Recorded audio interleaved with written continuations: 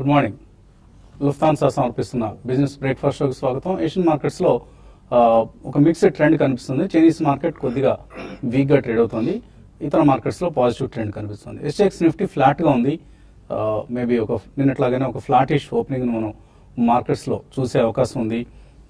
ప్రస్తుతానికి geo political concerns అని మనం ఏవైతే గత కొద్ది కాలంగా అనుకున్నామో, నార్త్ కొరియా కావచ్చు, సిరియా కావచ్చు, ఇటువంటి కన్సర్న్స్ కొద్దిగా తగ్గుముఖం పట్టాయి.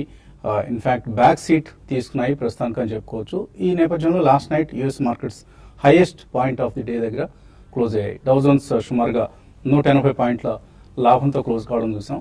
సో ఒక మళ్ళీ రిస్క్ ఆన్ మూడ్ ఇప్పుడిప్పుడే కొద్దిగా నెలకొంటుంది గ్లోబల్ మార్కెట్స్లో. సో ప్రస్తుతానికి బ్యాడ్ న్యూస్ లేదు, నర్వస్నెస్ అంతకంటే లేదు. ఒక కామ్ అండ్ క్వైట్ ఎన్విరాన్మెంట్ కనిపిస్తుంది అక్రాస్ ది గ్లోబ్. సో ఈ నేపథ్యంలో మన మార్కెట్స్ ఫ్లాట్గా ఓపెన్ కాబోతున్నాయి. అయితే నిన్నట్లాగానే స్టాక్ స్పెసిఫిక్ యాక్షన్ కొనసాగబోతోంది. సో సైడ్ వేస్లో ఉంటాయి మార్కెట్స్, రేంజ్ బౌండ్ మార్కెట్ అని చెప్పుకోవచ్చు. నిన్న కూడా మనం చూసాం ఇండెక్స్ పరంగా పెద్దగా యాక్షన్ లేదు, కానీ మిడ్ అండ్ స్మాల్ క్యాప్స్లో చాలా హైట్ అండ్ యాక్టివిటీ చూసాం. కొన్ని స్టాక్స్ ఆఫ్ కోర్స్ కరెక్షన్ చూస్తే చాలా స్టాక్స్ పాజిటివ్గా ట్రేడ్ కావడం, advance declines ratio almost 2:1. So మార్కెట్స్లో రెసిలియన్స్ తగ్గలేదు, ఎంత మాత్రం బులిష్ ధోరణి కొనసాగుతూనే ఉంది. And 1 step backwards 2 steps forward అని మనం గతంలో ఏదైతే అనుకున్నామో అదే ధోరణి మార్కెట్స్లో కొనసాగుతోంది. కొద్దిగా వెనక్కి తగ్గినప్పుడు బై చేసిన వాళ్ళకి తర్వాత లెగ్ ఆఫ్ రన్లో లాభాలు వస్తున్న సమయం ఇది. బట్ వాల్యూమ్స్ మాత్రం భారీగా తగ్గాయి, ఎందుకంటే ఇన్స్టిట్యూషనల్ యాక్టివిటీ తగ్గింది. ఎఫ్ఐఎస్ సెల్లింగ్ ఇంకా కొనసాగుతూనే ఉంది. నిన్న కూడా 250 crores వర్త్ స్టాక్స్ వాళ్ళు సెల్ చేశారు. ఈవెన్ డొమెస్టిక్ ఇన్స్టిట్యూషనల్ ఇన్వెస్టర్స్ కూడా ఫస్ట్ టైం నేను ఒక 50 కోట్ల రూపాయల సెల్లింగ్ చూసాను చాలా కాలం తర్వాత. సో మార్కెట్స్ ఇప్పుడు ఇక్కడ పాజ్ మూడ్లో ఉన్నాయి, ఎందుకంటే రిజల్ట్స్ సీజన్ ఎలా స్పాన్ అవుట్ అవుతుంది ఈ అంశాన్ని పరిశీలించి తర్వాతే ఒక నిర్ణయం తీసుకుందాం అంటూ ఇన్వెస్టర్స్ ఎదురు చూస్తున్నారు. సో ఇన్ఫోసిస్ టెక్నాలజీస్ కావచ్చు, డీసీబీ, ఈ రిజల్ట్స్ చాలా బ్యాడ్గా వచ్చాయి, డిసప్పాయింట్ చేశాయి. ఇవాళ టీసీఎస్ రిజల్ట్ ఉంది అఫ్ కోర్స్ మార్కెట్స్ అవర్ తర్వాత, కాబట్టి టీసీఎస్ రిజల్ట్ రియాక్షన్ రేపే ఇక మనం ఎక్స్పెక్ట్ చేయొచ్చు. అలాగే ఇండియన్ మెట్రలాజికల్ డిపార్ట్మెంట్ ఇవాళ ప్రెస్ కాన్ఫరెన్స్ నిర్వహించబోతోంది మధ్యాహ్నం 3 గంటల ప్రాంతంలో. ఎలా ఉంటుంది రాబోయే మాన్సూన్ సీజన్, వర్షాలు సరిగ్గా కురుస్తాయి కురవా, ఇలాంటి అంశాలని వాళ్ళు అంచనాల ద్వారా తెలియజేసే అవకాశం ఉంది. కాబట్టి సో దాని మీద కూడా మార్కెట్స్ ఒక అనేసి ఉంచుతాయి. అండ్ ప్రస్తుతానికి మార్కెట్స్లో మాన్సూన్ బాగున్నా బాగాలేకపోయినా కూడా పెరిగే అవకాశాలే ఉన్నాయి. సో దాన్ని పెద్దగా కీలకంగా తీసుకో, బట్ పాజిటివ్ న్యూస్ వస్తే ఇంకొంచెం పాజిటివ్గా ఉంటుంది. అదర్వైజ్ నెగిటివ్గా ఉన్నా కూడా liquidity is driving this market. So అది కొనసాగినంత కాలం మార్కెట్స్కి ఎటువంటి ఇబ్బంది లేదు. అండ్ రిలయన్స్ ఇండస్ట్రీస్ మరొకసారి నిఫ్టీ పరుగులో కీలక పాత్ర పోషించబోతోంది. సో రిలయన్స్ నిన్న కూడా మనం చూసాం కొంతవరకు సపోర్ట్ చేసే ప్రయత్నం చేసింది. మేబీ రాబోయే రోజుల్లో కూడా రిలయన్స్లో ఒక ర్యాలీ వస్తే ఇండెక్స్ పరంగా మనం అప్వర్డ్ మూమెంటం చూసే అవకాశం ఉంది. మేబీ ఏదైనా ఒక స్ట్రాంగ్ న్యూస్ వస్తే తప్ప ఇక్కడ మనకి ఇండెక్స్లో రన్ వచ్చే ఛాన్స్ కనపట్లేదు. సో రిస్క్ మేనేజ్మెంట్ చాలా కీలకం. ఇక్కడ ఎక్కడ పడితే అక్కడ పొజిషన్స్ తీసుకొని హడావుడి పడద్దు. Quality of mid cap rally సన్నగిలుతోంది, ఈ అంశాన్ని మనం గమనించాలి. హై బీటా స్టాక్స్లో మనం భారీ ర్యాలీ చూస్తున్నాం. ఫర్ ఇన్స్టెన్స్ లాస్ట్ ఫ్యూ డేస్లో కనుక మనం చూస్తే హై బీటా స్టాక్స్ చాలా స్ట్రాంగ్ గెయిన్స్ ఇచ్చాయి. లాస్ట్ 1 yearలో ఎడిల్వైజ్ లాంటి ఒక ఫైనాన్షియల్ రంగానికి చెందిన స్టాక్ 202% రిటర్న్ ఇచ్చింది. Rain industries another commodity stock, this has given 200% return in the last 1 year. And Motilal Oswal it has given 178% return. అలాగే Indian bank, JM financial, Vedanta, REC, Manappuram finance, Dalmia Bharat, Sun TV network, ఇవన్నీ కూడా high beta stocks అంటాం. అంటే high beta stocks అంటే వీటి volatility are price risk అనేది ఎంత ఉంటుంది అనేది బీటా తెలియజేస్తూ ఉంటుంది. సో ఒక 1 అనే బీటా ఉందనుకోండి, దానివల్ల ఆ script in line with market కదలిక అనుగుణంగా ఈ 1 బీటా ఉన్న స్టాక్ మూవ్ అవుతూ ఉంటుంది. ఒకవేళ 1 కంటే ఎక్కువ ఉంటే మార్కెట్ బాగా పెరిగినప్పుడు బాగా పెరుగుతుంది, తగ్గినప్పుడు కూడా అదే విధంగా బాగా తగ్గుతుంది. అటువంటి స్టాక్స్ని హై బీటా స్టాక్స్ అంటాం. సో రిస్క్ తీసుకోలేని వాళ్ళు లో బీటా స్టాక్స్లో పొజిషన్స్ తీసుకుంటూ ఉంటారు. రిస్క్ తీసుకోగలిగిన కెపాసిటీ ఉన్న వాళ్ళు హై బీటా స్టాక్స్లో పొజిషన్స్ తీసుకుంటారు. ఇప్పుడు మనం మెన్షన్ చేసుకున్న ఫైనాన్షియల్స్, కమాడిటీస్, ఈ రంగానికి చెందిన స్టాక్స్ని మనం high beta, even real estate, for instance నిన్న sector of the day real estate. So చాలా మంది రియల్ ఎస్టేట్ స్టాక్స్ దూరంగా ఉన్న సమయంలో ఇంతకుముందు కూడా అనుకున్నాము, కొంతమంది wise investors sector turn around అవుతుంది, ప్రత్యేకించి కమర్షియల్ స్పేస్లో చాలా స్ట్రాంగ్ గెయిన్స్ రాబోతున్నాయి రాబోయే రోజుల్లో రియల్ ఎస్టేట్ కంపెనీస్ అన్న అంశాన్ని గుర్తించి వాళ్ళు పొజిషన్స్ తీసుకున్నారు. ఇప్పుడు ఇండియా బుల్స్ రియల్ ఎస్టేట్లో సేమ్ స్టోరీ మనం చూసాం. సో వాళ్ళ కమర్షియల్ ప్రాపర్టీస్ బిజినెస్ ఏదైతే ఉందో దాన్ని సెపరేట్గా డిమెర్జ్ చేసి లిస్ట్ చేసే ప్రయత్నం చేస్తున్నారు. కాబట్టి ఇందులో వాల్యూ అన్లాక్ అవుతుంది, డెట్ బర్డెన్ని తగ్గించుకుంటారు, ఇటువంటి రకరకాల ప్లే ఇందులో కనిపిస్తుంది. So fundamentally there is a news in the real estate market. It is not just a sector rotation story. So ఈ అంశాన్ని గమనించాలి మనం. సో ప్రతిరోజు కూడా ఒక సెక్టర్ పార్టిసిపేట్ చేస్తుంది లేదా రెండు సెక్టర్స్. నిన్న గోల్డ్ అండ్ జ్యువెలరీలో కూడా మనం సెక్టరల్ చర్న్ ఆర్ కొంత న్యూస్ రావటం, గవర్నమెంట్ రాబోయే రోజుల్లో డ్యూటీస్ తగ్గించబోతుందన్న వార్తలు రావటం, అందుకనే ఆ స్టాక్స్లో కూడా మనం ఒక స్ట్రాంగ్ ప్రైస్ యాక్షన్ చూసాం. ఇలా సుమారుగా 10 గంటల ప్రాంతంలో మనకి ఇవాళ ఏ సెక్టర్ పార్టిసిపేట్ చేయబోతోంది అన్న అంశం మనకు అర్థమవుతోంది. సో ఆ అంశాన్ని గమనించి మేబీ ట్రేడర్స్, పొజిషనల్ ట్రేడర్స్ వీళ్ళందరూ కూడా పొజిషన్స్ తీసుకోవచ్చు. ఇన్వెస్టర్స్ కూడా ఏవైనా వాల్యూ పిక్స్ ఉంటే ఇన్వెస్ట్ చేయొచ్చు. సో ప్రస్తుతానికి మనకు కనిపిస్తున్న ట్రెండ్ ఇది. ఇక ఎనలిస్ట్ ఏమంటున్నారో అడిగి తెలుసుకుందాం. సో ఎర్నింగ్ సీజన్ పుంజుకుంటుంది వేగం, అండ్ ఐఎండి ఇవాళ ఫోర్కాస్ట్ ఇవ్వబోతోంది. ఇవన్నీ కూడా మార్కెట్స్ మీద ఎటువంటి ప్రభావం చూపిస్తున్నాయి? Basically earning season will be number 1 అండి. అంటే prime mover of the market ఎప్పుడు కూడా మన కార్పొరేట్ ఎర్నింగ్స్ ఉంటాయి. ఐఎండిది almost if it is close to Skymet or slightly better then Skymet, తప్పకుండా అది పాజిటివ్ సెంటిమెంట్ మార్కెట్ లో ప్రివేల్ అవుతుందని చెప్పొచ్చు. బట్ మీరన్నట్టు జియో పొలిటికల్ రిస్క్స్ అయితే అట్లీస్ట్ బ్యాక్ సీట్ డెఫినెట్లీ తీసుకున్నాయని చెప్పాలండి. ఈవెన్ టర్కీ లో కూడా ఎర్బిరాన్ విన్నింగ్ అనేది అదొక ప్లస్ పాయింట్ గానే ట్రీట్ చేయొచ్చు. So Syria is back seat. But only thing next week మనకి we are just away from France elections అండి. సో ఫ్రెక్సిట్ ఒకవేళ అది అయినా కానీ I don't think markets will react negatively majorly. So Korean peninsular లో I think at least status quo maintain అయినా కానీ if it's not going to escalate, I think geo political risk world wide కూడా బాగా తగ్గినట్టే మనకు తెలుస్తుంది. సో నెక్స్ట్ ఒకవేళ IMD వాళ్ళు లాంగ్ పీరియడ్ యావరేజ్ 98+ ఉంటుందంటే మాత్రం డెఫినెట్లీ పాజిటివ్ సెంటిమెంట్ మార్కెట్ లో ప్రివేల్ అయ్యే అవకాశం చాలా ఎక్కువ కనిపిస్తుంది. సో నిన్న మనం చూసుకుంటే ఎస్పెషల్లీ ఎన్బిఎఫ్సిస్ కొద్దిగా బ్యాక్ సైడ్ తీసుకున్నాయండి. I think there was some selling, ఎందుకంటే చాలా భారీగా పెరిగాయి లాస్ట్ 3 months లో, విపరీతంగా పెరిగినాయి ఆల్ ఎన్బిఎఫ్సి స్టాక్స్. సో కొద్దిగా అందులో మనం సెల్లింగ్ చూసాం. ఇతరత్ర మీరు అన్నట్టు housing stocks really on a tear. నిన్న completely real estate sector was on fire అనే చెప్పొచ్చు. But this is going to continue. You just mention about it. Good companies in real estate should always be bought into అండి. At every ఎక్కడైతే కొద్దిగా dead burden తక్కువ ఉంటుందో, business పరంగా ఎక్కువ లేకపోయినా I think they will have a good time. ఎందుకంటే REITs అనేది మనకి రాబోయే జూన్ తర్వాత డెఫినెట్లీ కొన్ని రీట్స్ లిస్ట్ అయ్యే అవకాశం కూడా కనిపిస్తుంది. సో ఆల్ ఇన్ ఆల్ మనకి రిజల్ట్ సీజన్ అయ్యే లోపల మాత్రం they will be some sectoral churning నిన్న జరిగినట్టు, బట్ ఓవరాల్ పాజిటివ్ సెంటిమెంట్ ఎక్కువ మార్కెట్ లో ప్రివేల్ అయ్యే అవకాశం ఉంది. కాబట్టి యూజ్ దిస్ ఆపర్చునిటీ రాబోయే 3 to 4 weeks లో ఎక్కడైతే మనకి కొద్దిగా semblance or maybe stability stock price లో కానీ సెక్టర్ పరంగా కనిపించిన తప్పకుండా ఫస్ట్ ప్రైస్ పాయింట్ లో అక్కడ కొనాలని చెప్తాను.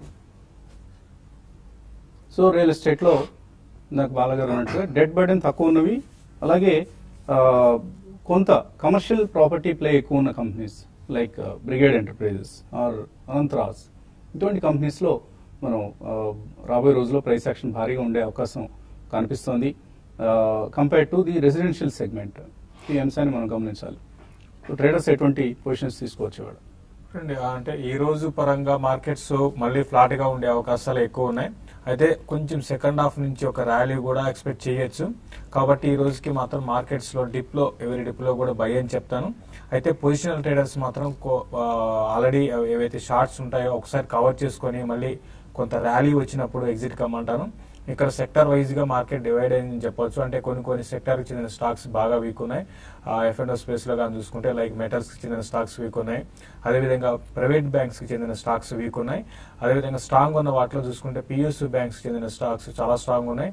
అన్నిటికన్నా సూపర్ స్ట్రాంగ్ అని చెప్పొచ్చు రియల్ ఎస్టేట్ కౌంటర్స్. నేను చూసాము IB రియల్ ఎస్టేట్ 40%, దాంతోపాటు అన్ని రియల్ ఎస్టేట్ F&O స్పేస్ లో ఉన్న స్టాక్స్ అన్ని కూడా చాలా స్ట్రాంగ్ గా పెరిగాయి. కాబట్టి రియల్ ఎస్టేట్ స్టాక్స్ ని ఎవరి డిప్ లో కూడా బై అని చెప్తాను. ఇంత పెరిగాయి కదా వాటికి ఆపోజిట్ గా F&O సెల్ అయితే చేయొద్దని చెప్తాను. ఒకవేళ మార్కెట్ కరెక్ట్ అయినా ఆ కరెక్షన్ లో వీటిని బై చేయమంటాను. ఏదైనా కూడా మార్కెట్స్ మాత్రం మళ్ళీ స్టాక్ స్పెసిఫిక్ యాక్షన్ జోన్ లోనే ఉందని చెప్పొచ్చు. నెక్స్ట్ వచ్చి కొద్ది రోజుల్లో పెద్దగా ఇండెక్స్ లో పెద్ద మార్పులు అయితే ఉండకపోవచ్చు. నిఫ్టీకి 9120 దగ్గర సపోర్ట్ నిన్న కూడా చూసాము, ఆ లెవెల్కి వచ్చి మంచి రికవరీ వచ్చింది. అదేవిధంగా రెసిస్టెన్స్ విషయానికి వస్తే 9160 దగ్గర ఉంటుంది. ఓవరాల్ గా షార్ట్ టర్మ్ వ్యూతో చూడాలంటే 9,100 కానీ బ్రేక్ అయిందంటే మార్కెట్ 9,000 దాకా రావచ్చు. ఇంకా అప్ సైడ్ చూసుకుంటే 9,200 దగ్గర రెసిస్టెన్స్ అనేది ఓవరాల్ గా షార్ట్ టర్మ్ కి, తర్వాత ఈవెన్ లాంగ్ టర్మ్ కూడా ఉండొచ్చు. స్టాక్ స్పెసిఫిక్ యాక్షన్ లో మనం ఇందాక అనుకున్నట్టుగా పొజిషనల్ ట్రేడ్ అంటే షార్ట్ టర్మ్ డెలివరీ బై కోసం మిర్జా ఇంటర్నేషనల్ ఒకటి కొనుక్కోమంటున్నాం కొన్ని నెలల కోసము. అదేవిధంగా మనకి ఫోర్టీస్ హెల్త్ కేర్ నిన్న 10% చాలా రోజుల తర్వాత, మామూలుగా ఇందులో 4 to 5% కన్నా ఎక్కువ మూవ్మెంట్ రాదు, అటువంటిది 10% దాకా పెరిగి 200 పైన సస్టైన్ అయింది.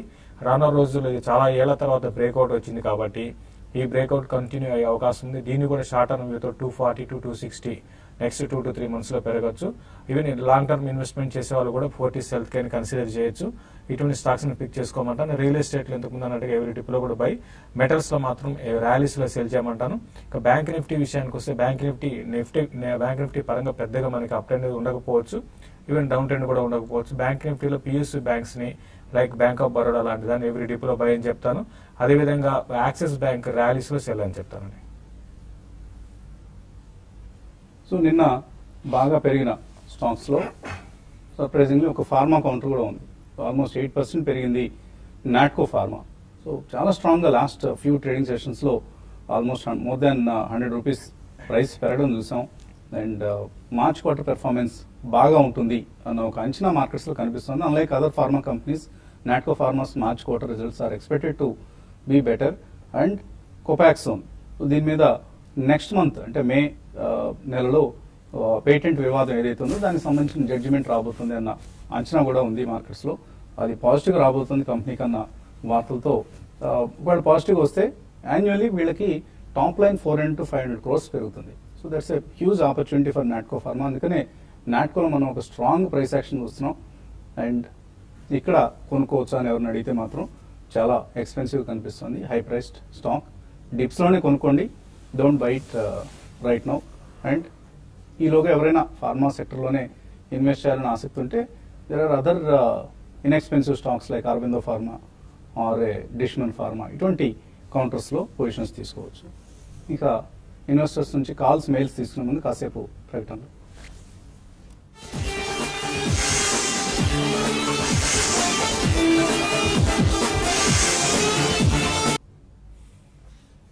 లుఫ్తాన్సా సమర్పిస్తున్న బిజినెస్ బ్రేక్ఫాస్ట్ షోకి తిరిగి స్వాగతం. స్టాక్ మార్కెట్స్ ఒక ఫ్లాట్ ఓపెనింగ్ కోసం సిద్ధంగా ఉన్నాయి.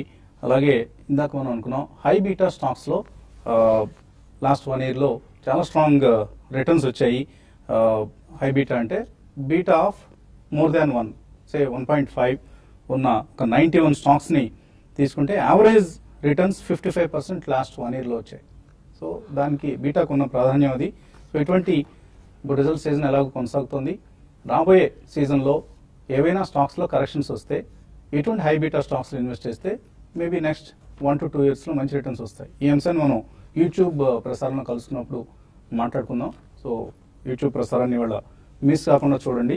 కాలర్స్ లైన్లో ఉన్నారు. మొదటి కాలర్ రాజమండ్రి నుంచి సునీత. నమస్తే సార్. నమస్తే సార్ మేము వేదాంత తీసుకున్నాం సార్ 272 రూపీస్ దగ్గర. ఇప్పుడు అది ప్రైస్ చాలా తగ్గింది కదా సార్.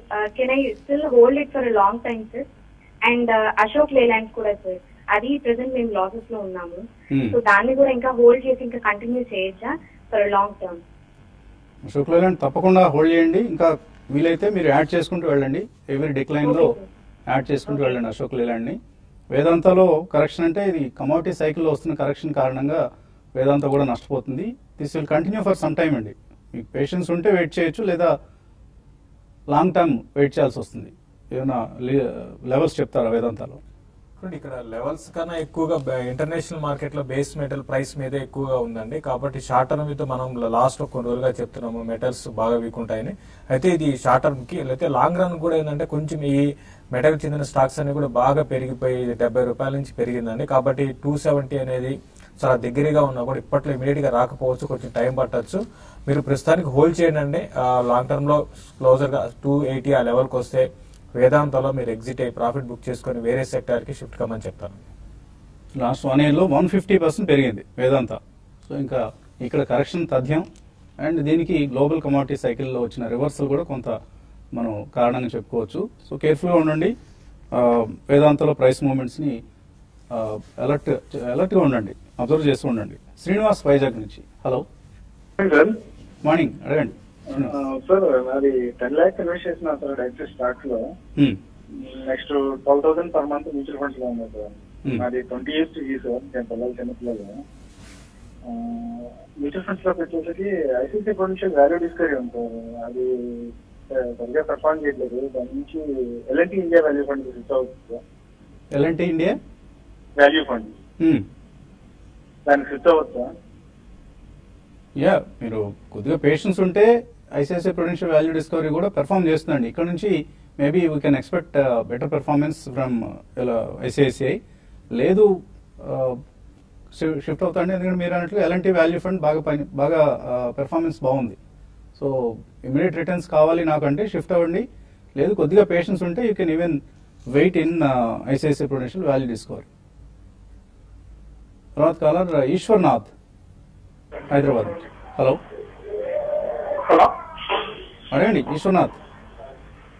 సార్ నేను డిఎస్పి బ్లాక్ రాక్. ఓకే, వినిపిస్తాను, అడగండి. నేను DSP BlackRock every month fixed rate లో చేస్తూ ఉన్నాను. ఎందులో, ఏ స్కీమ్ లో అండి? DSP BlackRock growing trend sir. Growth కరెక్టేనండి.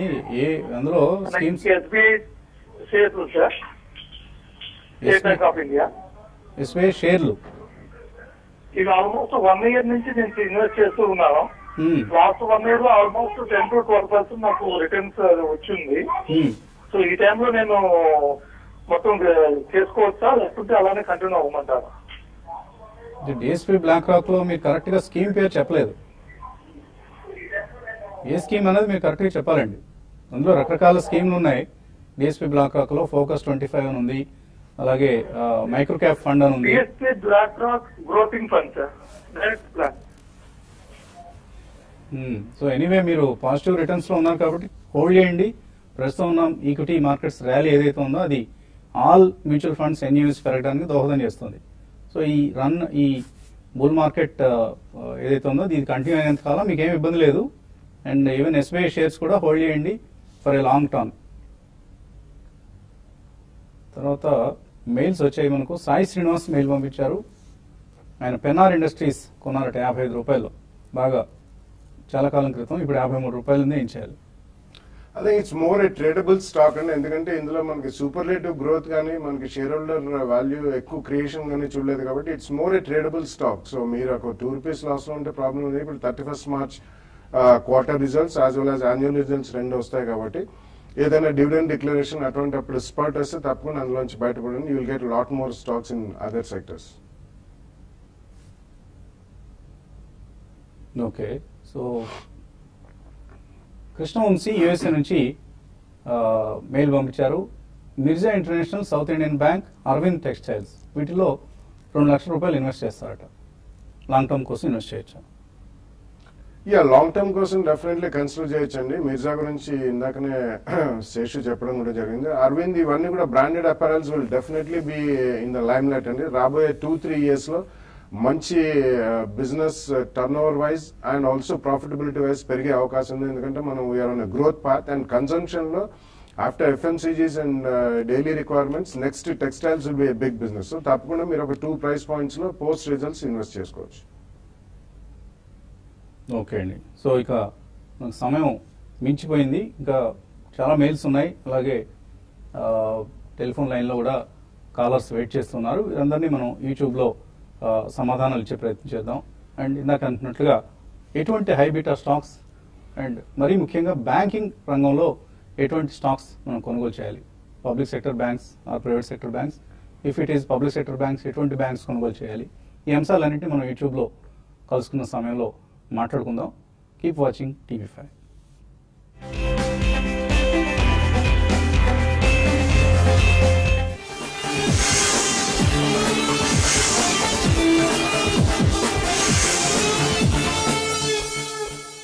चेन की